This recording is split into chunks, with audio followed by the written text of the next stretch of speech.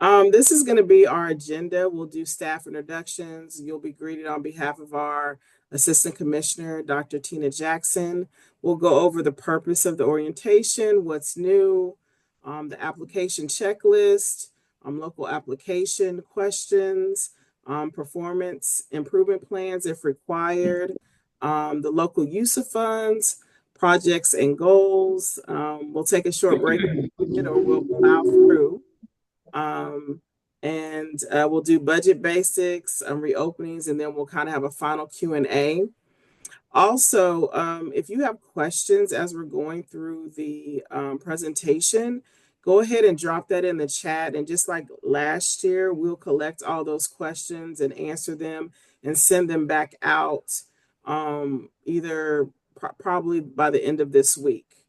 So if you have a question, if it's a short question, we'll answer. But if it's more extensive, if you could just give us some time to huddle up and answer those questions.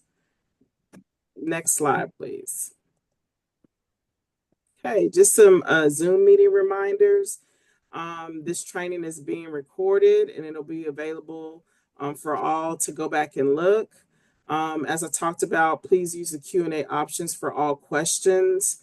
There is time allocated after each section just to kind of respond to short questions. And if there's a question and we're not sure, we will get back to you. Any questions about Zoom meeting reminders? Tanisha, did I get everything? Yes, ma'am, you did. Next slide, please. Now we'll go through introductions. Next slide. Hi, everybody. I'm Dwayne Hiller. I'm Program Director at Coordinating Board. A little bit of my background. I got a master's in chemistry from Boston College in 1995, and then couldn't find any work. So started at the Coordinating Board when I came back to Austin. And I've pretty much been here ever since. Started as a administrative assistant, then worked up to a data analyst, and then program specialist and program director. And so I've been mainly working with the program, career and technical education workforce programs since I started. And I just went through the 8th, just a little milestones. I've gone through 8 versions of the GIPWE and now the new version of the CTE guidelines. So got a little bit of knowledge behind me. So happy to be here. Next slide. Hi, everyone. Here's another kind of time marker. This is our 11th Perkins Basic Orientation. I know that some of you here have been to each one, as Dwayne and I have. Welcome to it. As you can see by my statement, my mission is students in the community college. That's what I believe in, that's what I do, and that's what I will support for as long as I have a breath. So I'm looking forward to being with all of you today.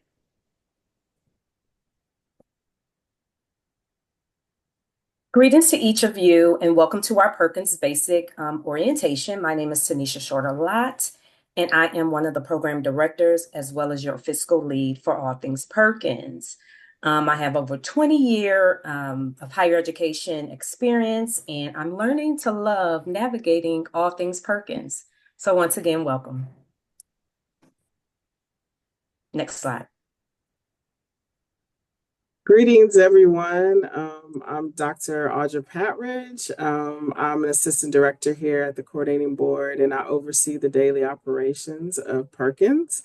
I'm glad to be here. I'm super excited about us going into a new year and supporting the students and the communities that we serve. I've been with the Coordinating Board since 2018. I'm definitely a house divided since I went to undergrad at A&M. I got my doctorate from UT, but for football, I'm Aggie all the way. Sorry, Longhorns. And I've worked over 20 years at both 2 year and 4 years, and I'm excited that each of you all have joined us. Next slide. Hi, everyone. I'm Erin Sarbanoff. I'm a grants coordinator at the coordinating board.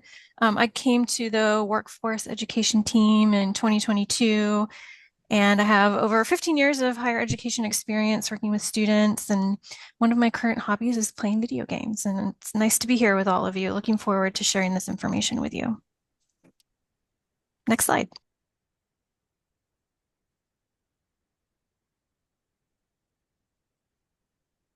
Hi, colleagues. Welcome. It is so good to see all of you on the virtual screen. I am excited about today's orientation webinar. You know, the goal today is to share with you all what's new and to also give you the tools that you'll need to be successful with Perkins.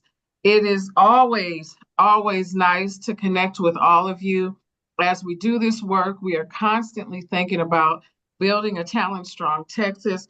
We are focused in on our high demand fields for career and technical education, and then always looking at how we can make sure that our students are getting credentials of value. So I'm excited to be here with you all today. I will be listening in and also here to take any questions that I can answer. And want to thank my staff, my colleagues who have been doing this work and really been dedicated to the work throughout their careers. So thank you to the team, the Perkins team.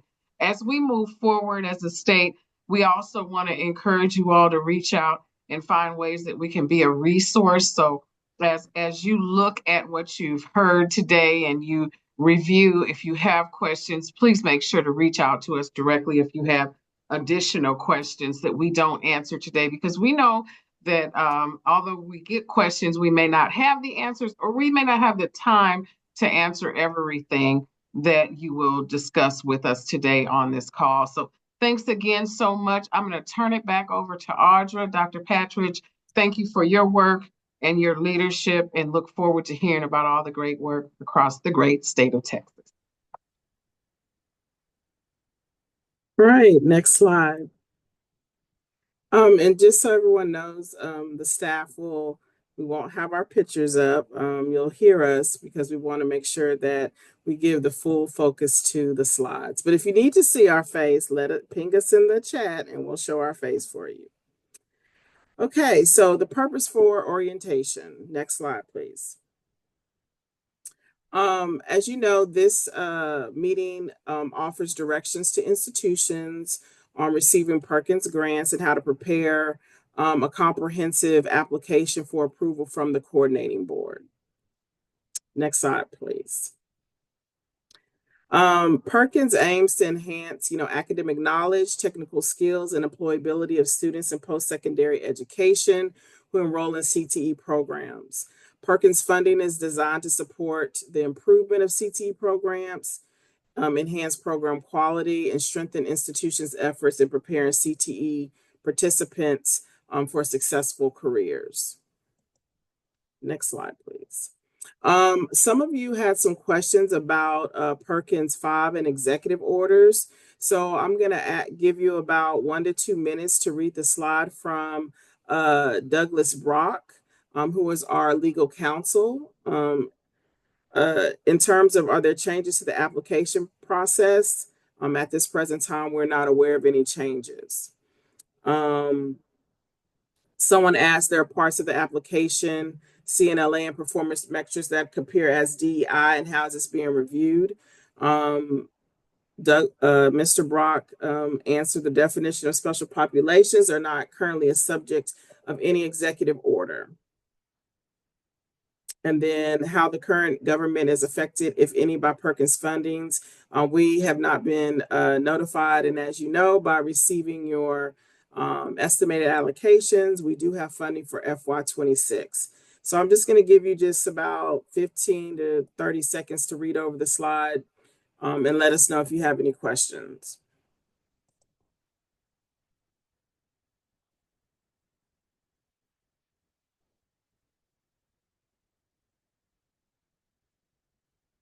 Okay, next slide, please.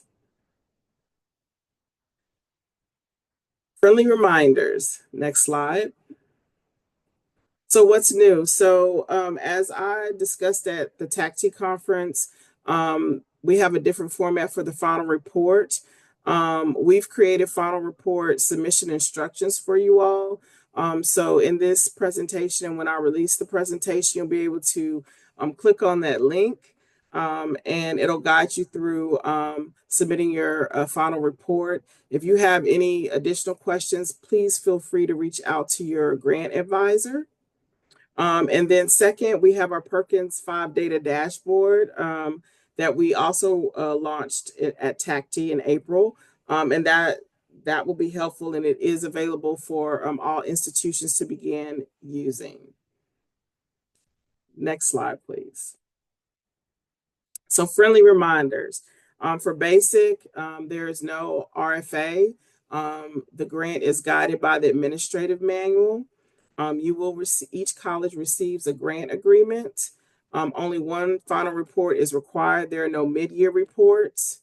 The expenditure reporting is on a quarterly basis, December 10th, March 10th, June 10th, and September 15th.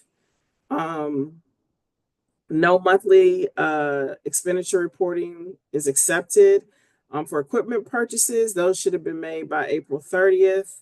The equipment threshold has increased from 5,000 to 10,000, but for the institutions that have a more stringent equipment policy, make sure that you have submitted those policies to Tanisha, so when she's reviewing budget, she has that noted. Email amendments are no longer accepted. All amendments must be submitted through the Perkins portal. And the new thing is for your SAM.gov registration, it needs to be active. When I say active, if you have, you'll need an expiration date of October 2025 or later. You should have gotten an email from me if I went through all 54 colleges to see where your expiration date is, and if it was on the cusp of maybe not being active when we do our grant agreements. I sent you an email. So please make sure if you got that email from me that your SAM.gov registration is active. If it's not, then it will hold up our processing for your grant agreement this summer. Next slide, please. Also, our team has worked really, really hard in the technical assistance area to make sure that you have documents that can help you navigate Perkins.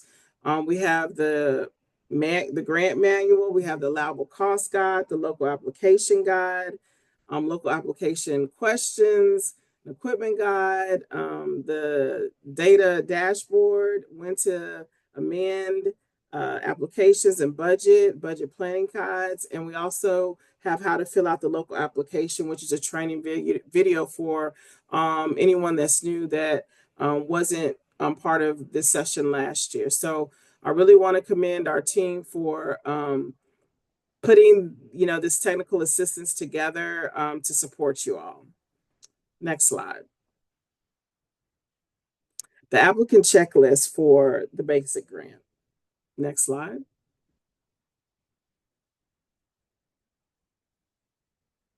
Okay, this is the applicant checklist. So you completed your CNLA in April of 2024. Remember, we did do a revision this past November, December. So all those were completed. The local application is to be completed in the Perkins portal. It'll be due June 30th, 2025. Additional documentation is going to be your application cover page and your federal cert forms. Also, remember that tomorrow by close of business, you should receive your credentials to log into the portal to begin this process. Are there any questions so far?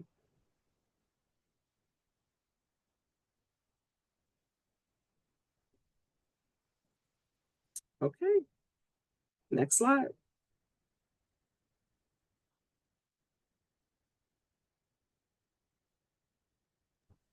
All right, so we're gonna take a look at the webpage that we've created for our Perkins grantees. So if you'll go to the next slide, please. We've got a QR code here, or QR scan that you can scan it with your phone if you would like to do that, but we'll go out to the link here and show you the website.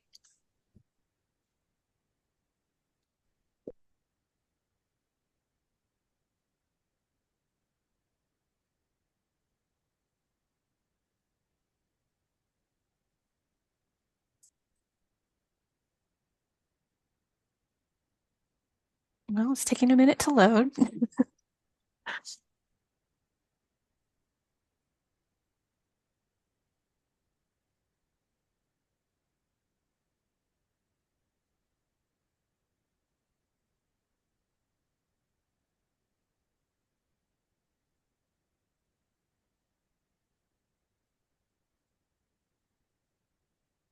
Wanda, if you want to see if the higher ed main page is working, and then I can guide you from there.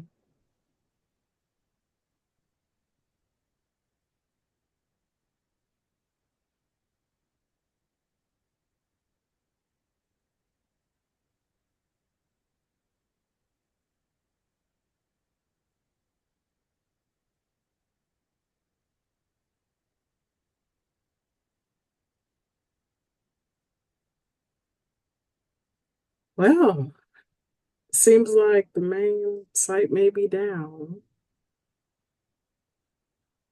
We'll give it one more shot.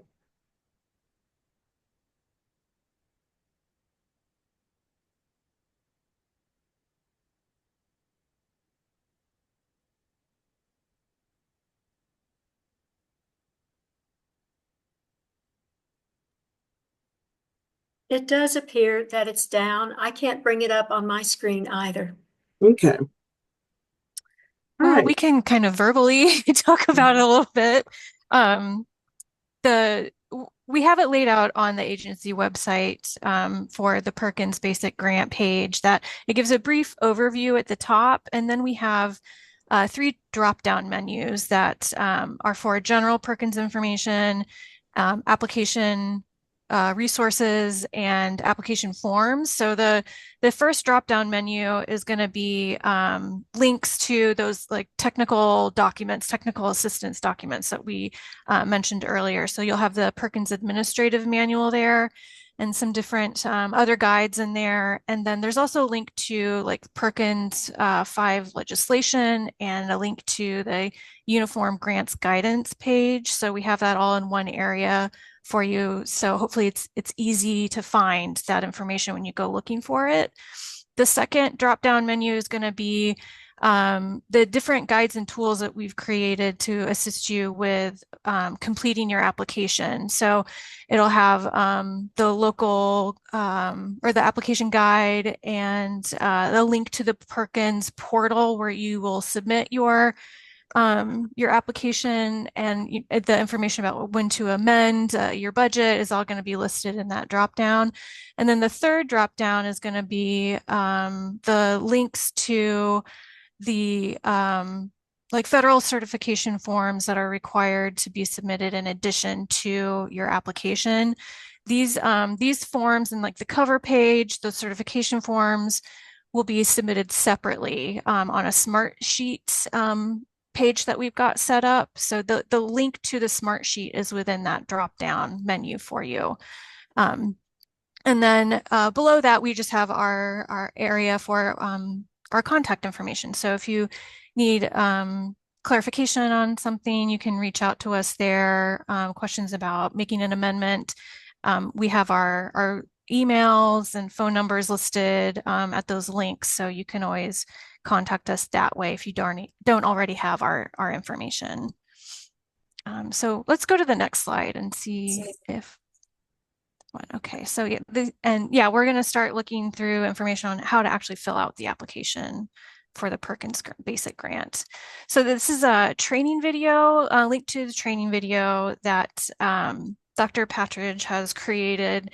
If you haven't already seen this, or if you need a refresher, we do recommend that you take some time to watch the video because Audra will go through an example application where she fills out and submits an application through the portal and takes you through those steps. So one of the things that we want to remind you about is that you will need an application number and password to access the portal.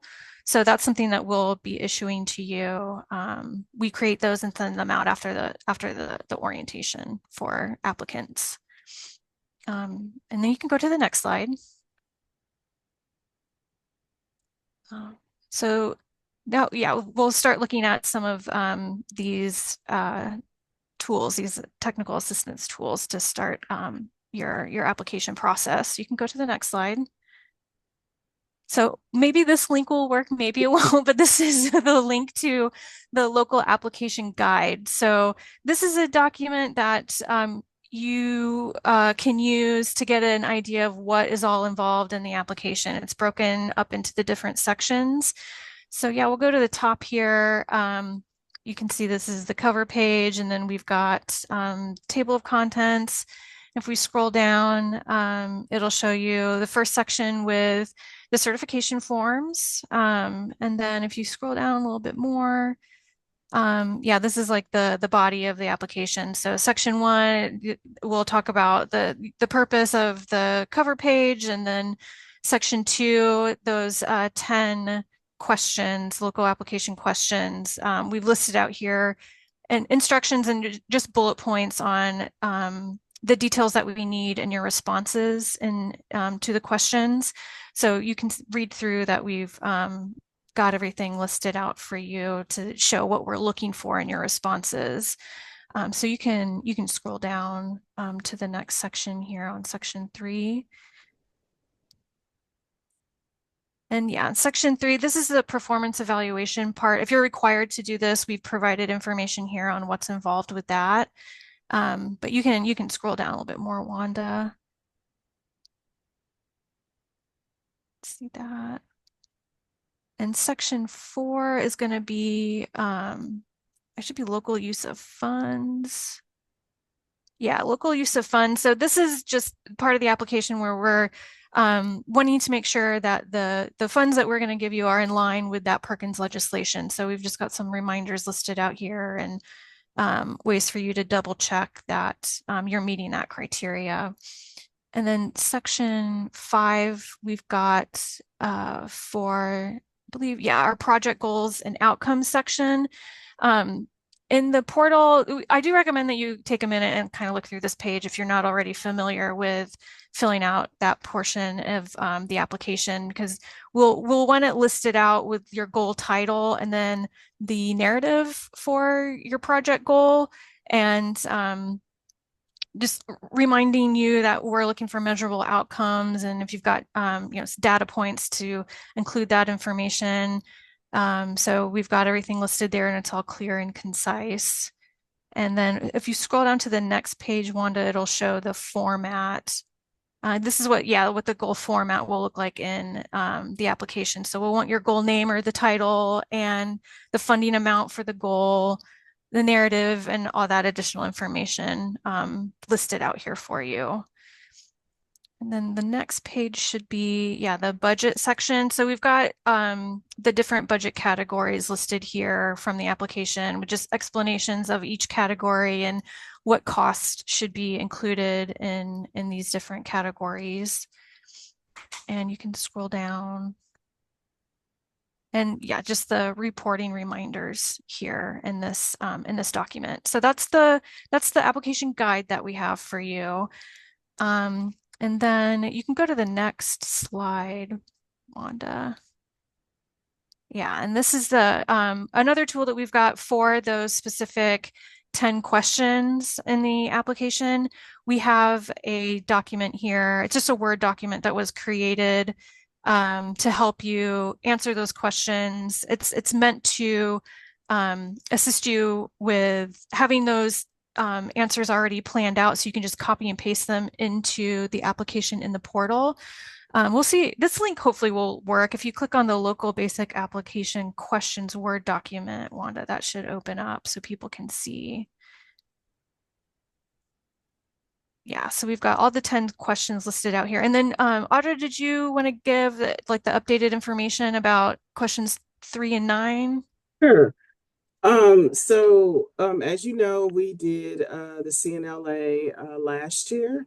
And so since the CNLA and the local application go hand in hand, the only true updates that you'll be needing to make to your local application will be in regards to question 3, which, I guess question 2, my bad. Question 2, which is your programs of study. So in this section, remember we listed all of the programs of study. If you added, if you're going to add some programs of study and you submitted a revised program of study submission and were approved, this is where you would add on to what you already have. If you chose not to do an update of your programs of study, you'll just copy what you had last year and put in this box. For question number 9, you will need to use the information from your updated CNLA revision. Remember, all 54 colleges were required to update performance gaps, Part E of the template. So for question 9, you'll need to go to Part E of the template and address what you put there. If you don't remember what you submitted or don't have that on hand, go ahead and send me an email and I can provide that to you. So basically what I'm saying in a nutshell is you can cut and paste from last year, all but 3 and 9. So 3 and 9, if you're not changing programs of study, you're keeping it the same. It's still in line with your CNLA. You'll just kind of copy that. If you added some programs of study, submitted a revision for that, you'll add those on to what you have. And then for number 9, you would address Part E again, which was updated request from Octane. Does anyone have any questions about the 10 questions in the local app?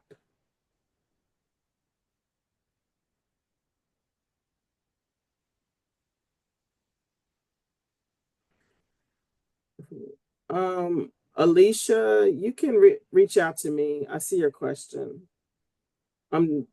Alicia, can you come off mute? I just have a quick question. Do you have access to your CNLA in your application? We do. Okay. All right. If you want to set up some time, we can talk about it. Okay, thank you. Mm-hmm. Any other questions about how to address the 10 questions in the local application inside the portal? Okay.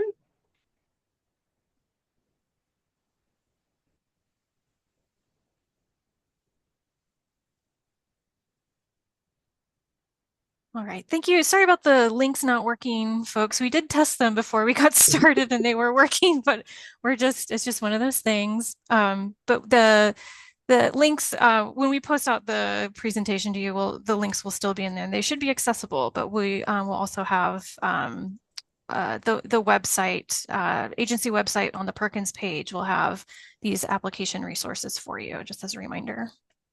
And I think Dwayne is next.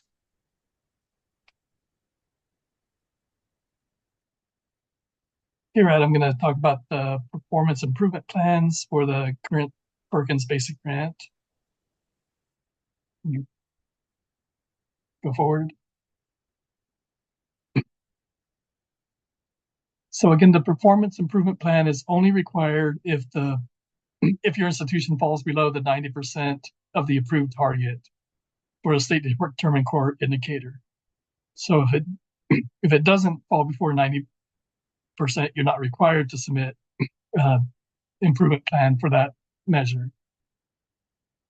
So again, we measure that by taking your actual performance and dividing it by the state performance. And if it's 90% or higher, then no performance improvement plan is required for that measure. And go ahead. And I'm gonna does anyone have any questions about how to access that data to determine if they need a performance plan or not?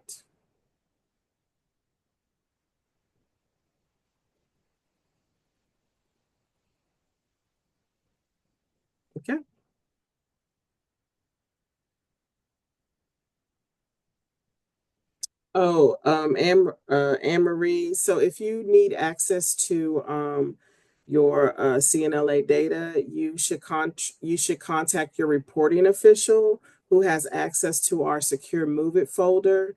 And under the output folder, that is where you can get your CNLA data. If you need me, if you can't find it, I can give you the contact person. To get that data. Okay. All right. So I see some people that need access to that data. So if you could just send me an email, and I'll get you connected with our data team to get you your CNLA data.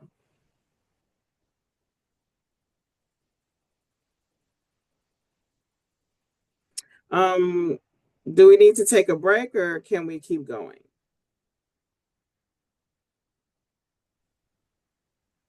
Keep going. Okay. Thank you, Deborah.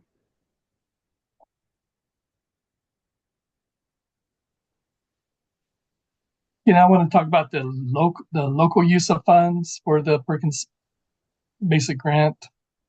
You can move forward. So again, this is in your contract guide, but these are the 6, I guess, authorized uses of funds.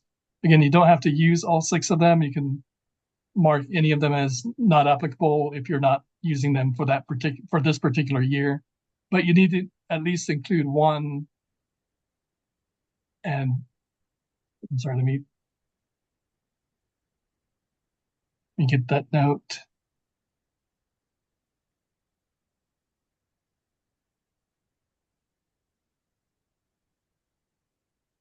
So just above that, it talks about you can have a maximum of 5 goals, and one goal must address special population students.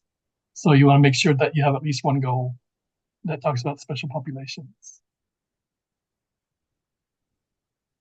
Again, next slide.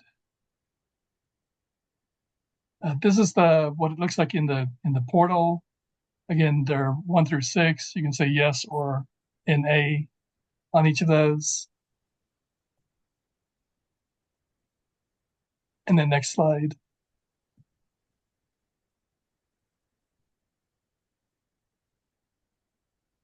I think we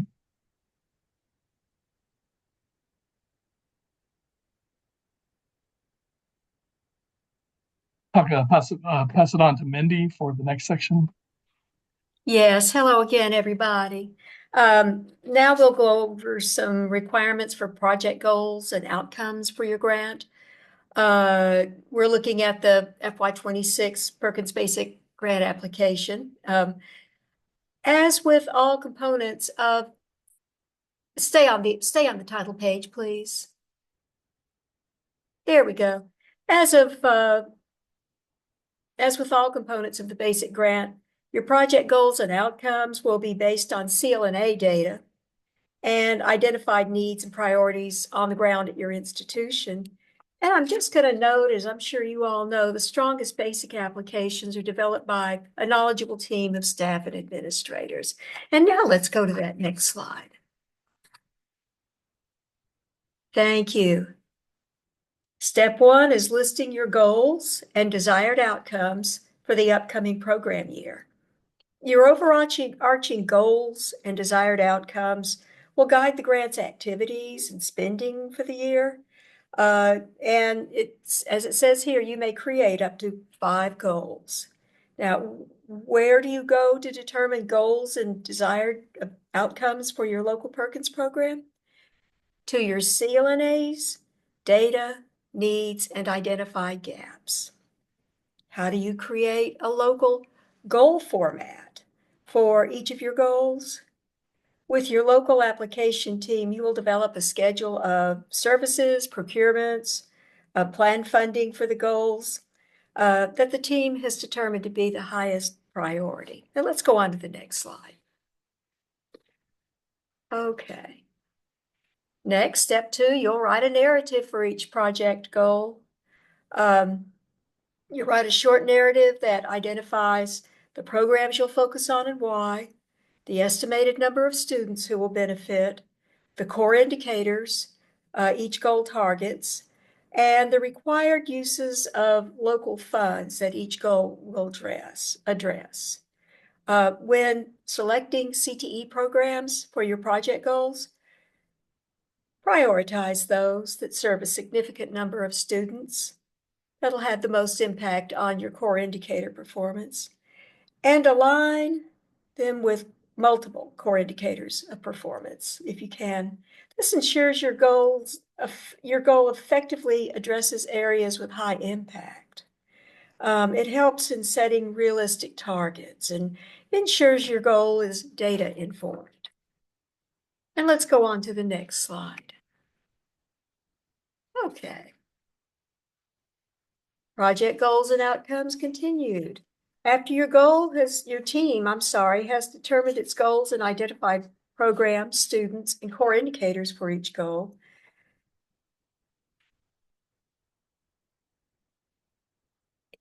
I'm sorry, I'm going to start that over because I misread it and I want to tell you what I mean to say. After your application team has identified its goals and identified programs, students, and core indicators for each goal, then develop measurable objectives that directly support the goal. It may not, or it may take multiple objectives to measure a positive outcome for the goal. You might think, for example, on whether you need multiple objectives. Are there any sequential steps in meeting each goal? So that's a good one to think through clearly, making sure that you have a doable plan. And let's go on to the next slide.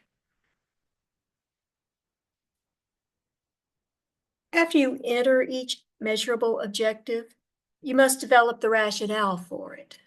You kind of see that here. This example table shows that you will identify the specific current data point that informed your baseline for your measurable objective. And I'll note that this data should be your most recent data. Next, you will identify the measurable improvement on your current data point that you hope to achieve. That's this aspirational data point. You'll indicate the aspirational data point using two methods that you see here. First, by number of students, and then translated to a percentage of students. And finally, please note that the last column takes the objective you listed in the first and breaks it down within the context of a time frame. So you'll want to have time frames with each of your measurable objectives. And let's go to the next slide. Okay, here we are with a recap of the goals for section 5. And you'll find this presentation's information for goals and objectives on pages 10 and 11 of our very helpful local application guide that Erin just went over. It's posted to the Perkins website, as Erin indicated. If you just cannot locate what you need on the website at any time, ask your Perkins grant advisor and you can get some guidance in that way. Next slide, please.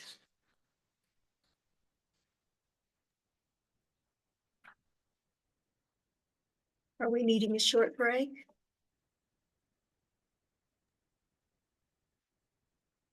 No. Okay, then over to Tanisha. Thank you, Mindy. Next slide, please. So let's dive a little into our Perkins budget. So I think we all understand that our local application and our CLNA drives our budget. As you prepare your budget, please reference our budget planning guide, as it will identify the expectations of how to build your budget and what it looks like, what it should look like in reference to the Perkins portal. Next slide, please. So our budget consists of schedules. Schedule A is for salaries and fringe benefits. Under Schedule A, all Perkins funded employees are listed there. There are no executive officers or administrative support salaries there. And this also includes time spent on the grant and the description of the duties. Schedule B consists of all in and out of state travel. However, registration fees and virtual conferences, they all belong on Schedule F, and student travel as well belong on Schedule F. Schedule C is for capital equipment. All capital equipment over $10,000 belong on Schedule C. Please note that if your institution has a more stringent policy, capitalization policy, just send that policy to me and we'll be sure to save it in reference as we continue to move forward. Next slide, please. Schedule D consists of consultants and service contracts. This is where professional services that will be performed by independent consultants and who are not employees of the institution. They all belong on Schedule D. Schedule F is for your operating expenses, services, supplies, and things of that nature. This is typically the largest schedule, and we'll dig a little deeper on Schedule F. Schedule G cannot exceed more than 5% of your total allocation. Please don't try to do this allocation on your own and use our indirect cost estimator that's found on our website under application information forms. Next slide, please. On Schedule F, it is okay to bundle conference registration, line item savings, overage, and things of that nature. All of that is permitted. When you're doing marketing and supplies, anything that's budgeted over $4,000, they must have a unit cost breakout. And as you can see on the slide, that's a brief example of what a unit cost breakout, like 10 items at $1,000. Student costs budgeted over $15,000 must also have a unit cost breakout as well. Next slide, please. When you're building your budget, every item that you put in the portal must have a grant activity title. These must have a grant activity title, and it must fall under one of these. So as you can see, 1 through 7, these are the grant activity titles, such as upgrade curriculum, professional development, guidance and counseling, instructional equipment, special POPs, one-stop center, and 7 as other. Next slide, please. The other grant activity titles intended to cost for when things, you really can't find a one that falls into the item that you are budgeting in. The use of special population grant activity titles shall only be used when the person, activity, or equipment will only be utilized by special population students only. The instructional equipment grant activity title should only be used on Schedule C. It does not belong on any other schedule but Schedule C. Next slide, please. Schedule C cannot exceed its budgeted amount on expenditure reports. Any changes to Schedule C must submit, you all must submit an amendment. Colleges may not report an amount on expenditure reports if any budget has a zero budgeted amount. We typically see this on Schedule G. Next slide, please. So how to avoid application reopenings. Next slide, please. So use your CLNA to answer any questions that are tied together. The use of the local basic application as a planning tool before you enter answers in the portal. Be sure that because as Audra and my other colleagues mentioned, we have a lot of technical assistance on the website. So please reference the website for any questions that you have. And if you cannot find the answer to your question, please contact one of the grant advisors and we'll be more than happy to assist you. Next slide, please. Be sure to follow the budget planning guides format because I will reopen your line items if they are not formatted correctly. Be sure to use the appropriate grant activity title. Please remember to place items on the correct budget schedule. For example, only college employees are on Schedule A, no registration fees on Schedule B, no equipment with unit costs under $10,000 on Schedule C, unless your institution has a more stringent policy. And be sure to use the indirect cost estimator on our website for Schedule G. Please do not try to factor that in by yourself. Use the indirect cost estimator. Next slide, please. Be sure that all documents are signed by the appropriate individuals so that you don't avoid any grant agreements issuance. And as you can see, the deadline for application, budget, all the following information is June 30th, 2025 at 11:59 p.m. Next slide. How to avoid other reopenings. Next slide. This is just a friendly reminder. When you're doing your amendments, please indicate in clear language the words add, remove, reduce, increase, something that indicates that you're changing the line item or you're adding the line item. For equipment purchases, be sure to include the campus, if applicable, program or activity for which the item is being purchased. And please remember to prioritize or to add, how is this item connected to what part of the CLNA? Because we remember that our local application and our CLNA really drives our budget. Be sure to use the correct grant activity title for special populations, for instructional equipment on Schedule C, and be sure that your grant activity title fits the description. And last but not least, check your CB 100 and your CB 320 before submitting. Ensure that the totals are correct and there are no negative balances on CB 320. Typically, when there is a negative balance on CB 320, that means that the activity titles are not in alignment. Next slide, please. And this is Mindy jumping back in with one more thing. Next slide, please. Would you believe the Perkins portal was first created in the year 2000? Let me put that in perspective. In dog years, the portal is 175 years old. So while we have worked to upgrade the portal over time to keep it current and functioning, it has been known to cause the weeping and gnashing of teeth among Perkins appliers. It's been glitchy and gets stuck and things like that. So we've done some fixing to it, and we're working at the agency on a new grant portal that will be used by most or all of the agency's grants, including Perkins. However, for now, we still try to educate portal users on the best ways to avoid glitches, shutouts, lost data. And you see them listed here. Open one session at a time. It confuses the dear old portal if you ask it to be in two places at once, even on the same laptop.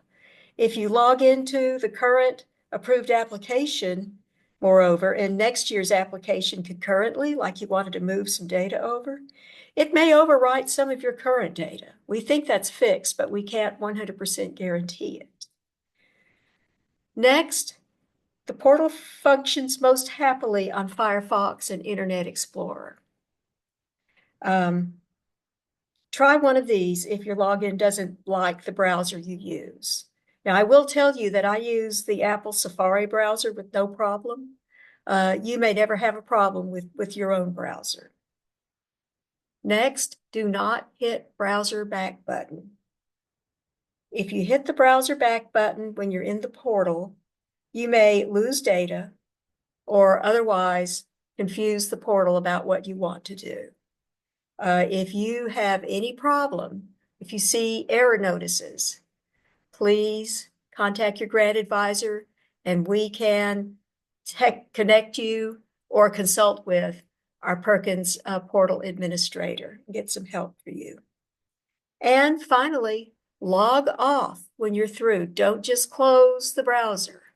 It may not let you back in later if you try to just close the browser.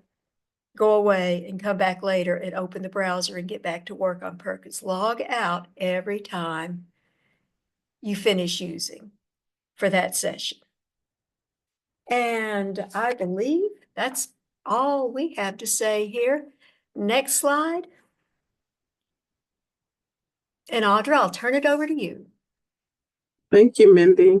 So we're in our Q&A mode. Does anyone have any questions? First of all, thank you all for joining us. If you have any questions, please ask us at this time.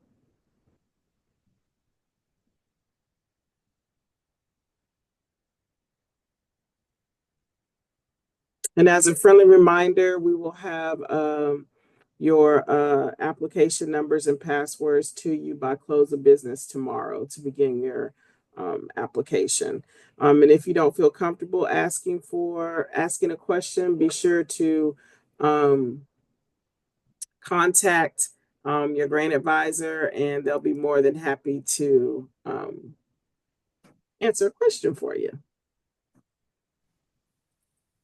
This is Maricela from South Texas College. I did have Mhm. a question in the chat about the data dashboard. What data is in there? Is it just the data the institution sends you, or do you draw in data from other sources for the data dashboard?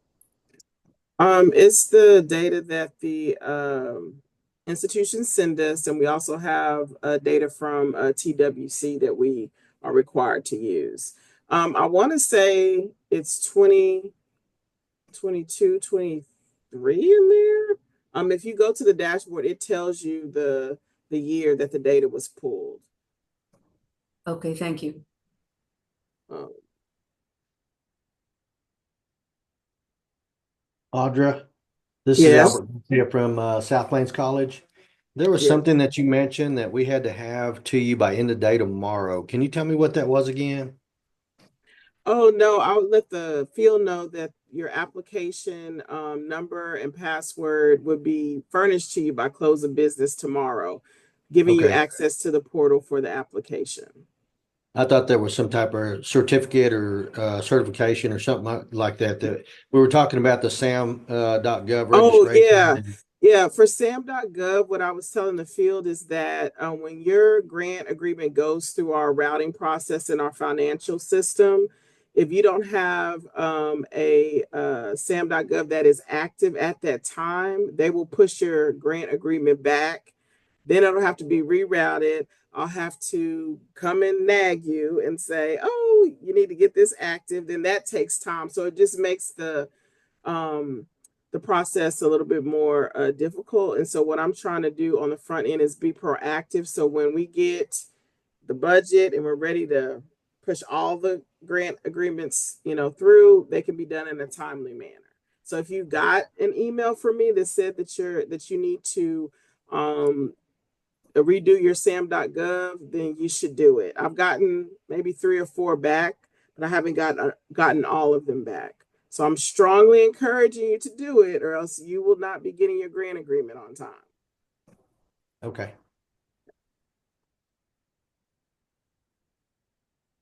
I think someone had a question for the data. So the data will be the data that we submitted to the U.S. Department of Ed this past January. So that's 22, 23, I believe, because I think we lagged 2 years.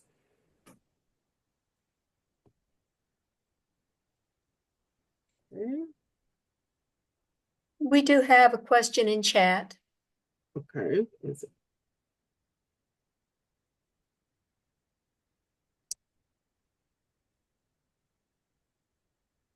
Tanisha, since you do the budget. D, is there allowable overage for equipment purchases since we get quotes prior to the actual purchase of the equipment and quotes can change? How do we manage that? D, let me come up with a good response to you in reference to your question, okay?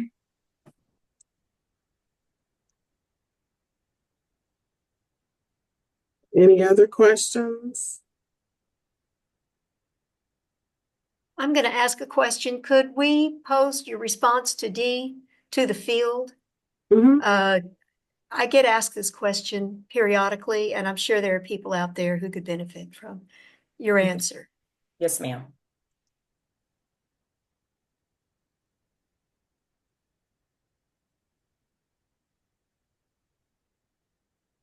All right.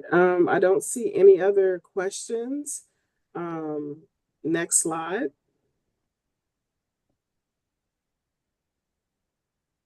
Next slide. Once again, the Perkins staff thanks you for attending. We look forward to working with you this summer, as we get knee deep into Perkins. And like I said, if you have any questions or concerns, please feel free to reach out to your grant advisor, and we'll be more than happy to assist you. And I hope each and every one of you have a great afternoon. And we are getting better. We did it in less than an hour. I'm so excited. All right. Y'all have a great afternoon. Wait, is there a hand? Did I see a hand? Thank you. Thank you. Everyone. Bye-bye. Thank you. Bye. Oh, hi, Babette. I can see you. I feel like this is our first time meeting. So I'm like, hey, thanks for joining. And I You're see muted. Karen Asensio. There's Wendy. So nice Wendy, to- I miss you. Hey, Mindy. Hey, you guys. I miss you too. It's Laura, always so nice to good to see you. see folks. Yeah, Karen. Yeah, I wish. Well, yeah. Lots of beautiful faces. I did send you an email, Okay. just a Okay. private email about something somewhat related. Okay. Yes. I'll All read right. Thank you, ma'am. it. Of course. Guess Oh, I'm hi, gonna there's start. Dee. No, was that Dee? Okay. Megan, did we answer your question? Oh, she left. Okay. So I think we did. Okay. Feel free to exit. We'll stick around until we know all questions have been answered and everybody's through. But if you have no questions, you are free to log off. Oh, that's a good response from Maricela. Yeah. Tanisha. I saw it in reference to the question about allowable overage for equipment purchases. Yeah. Mhm.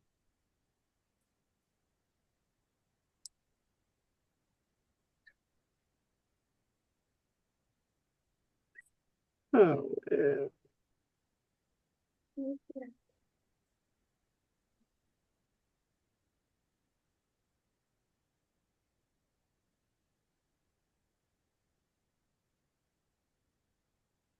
Thank you, Wanda and Sharice, for your support. We appreciate it. Glad to be able to help. Sorry about the fapoo with the the website not working. That was so weird. Yeah. It's not your fault. Mhm.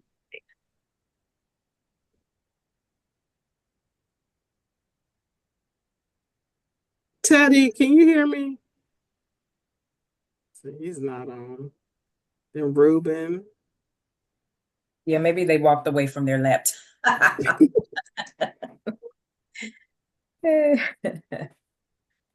All right. Thank you, everyone. We're going to log off. Have a good one. Take care, everyone.